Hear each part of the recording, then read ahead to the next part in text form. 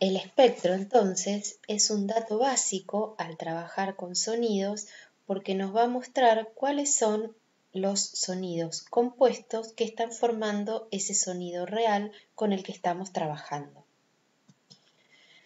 Para hacer análisis de señales se puede usar, por ejemplo, el software Audacity, que es de licencia libre y de uso sencillo. Permite grabación de señales, hacer análisis de espectro, generar señales incluso. Con este programa se han generado las señales que han escuchado durante esta clase.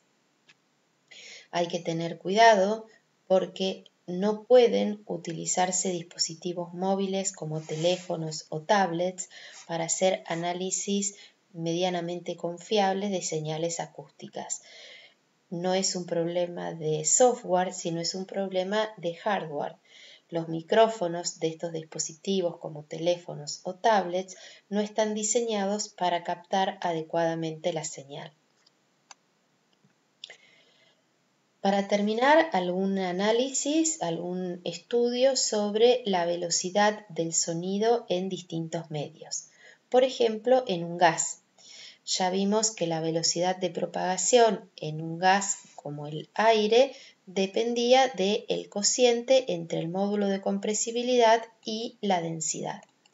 Pero es muy importante al momento de determinar esta velocidad cómo se da el proceso, cómo es el proceso en el que se van produciendo estos cambios de volúmenes. Porque en los gases, presión, volumen y temperatura están fuertemente relacionados a través de, por ejemplo, su ecuación de estado. Esta es la ecuación de estado para gases ideales. Vemos que el producto de presión por volumen es proporcional a la temperatura. De esta manera, dependiendo de si el proceso de cambio de volumen se realiza a temperatura constante o sin intercambio de calor, habrá distintos módulos de compresibilidad.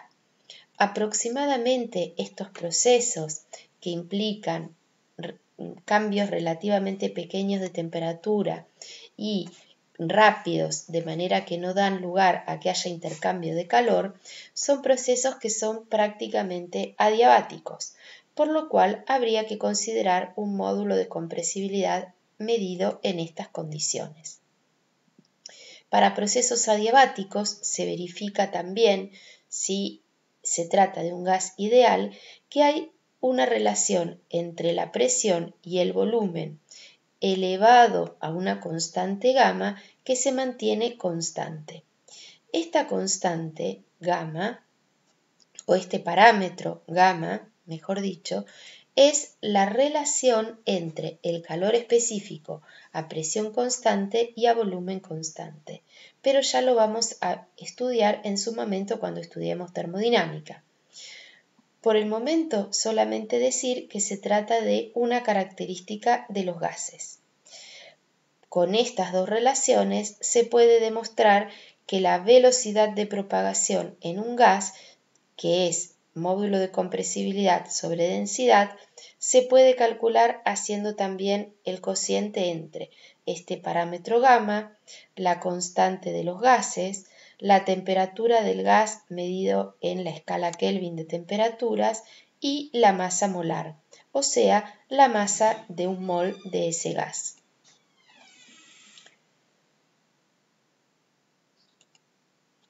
Por ejemplo, para el aire, en condiciones normales de presión y temperatura, si aplicamos esta relación, recuerden que condiciones normales de presión y temperatura significa presión de una atmósfera y temperatura de 0 Celsius, o sea 273 Kelvin, en estas condiciones la velocidad del sonido resulta de 332 metros por segundo.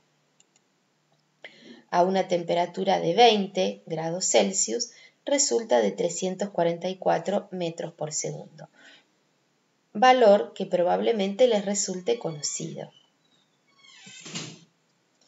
En otros medios también habrá una relación para la velocidad que será de este tipo. en los líquidos se da también bastante aproximada. Pero en los sólidos el proceso de propagación en general es más complejo.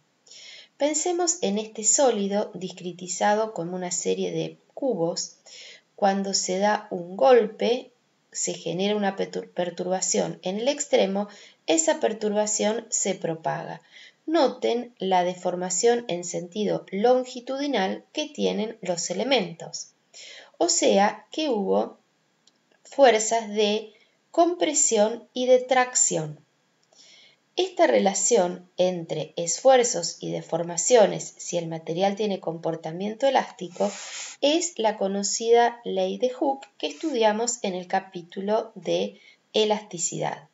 Para este tipo de ondas longitudinales, la velocidad de propagación depende del módulo de Young sobre la densidad del medio. Ven la estructura de esta velocidad de propagación similar a la que vimos en el gas, nada más que usando el parámetro que corresponde para relacionar fuerzas y deformaciones. Si el movimiento fuera transversal, noten cómo hay deformaciones de corte en el elemento. Entonces, la velocidad de propagación de las ondas transversales se relaciona con el módulo justamente de torsión. Para los distintos materiales tenemos esta tabla que nos da algunos valores de velocidad de propagación del sonido en estos medios. Notemos cómo en aire a 0 grados es del orden de 332, en agua de 1500, en acero de 5000.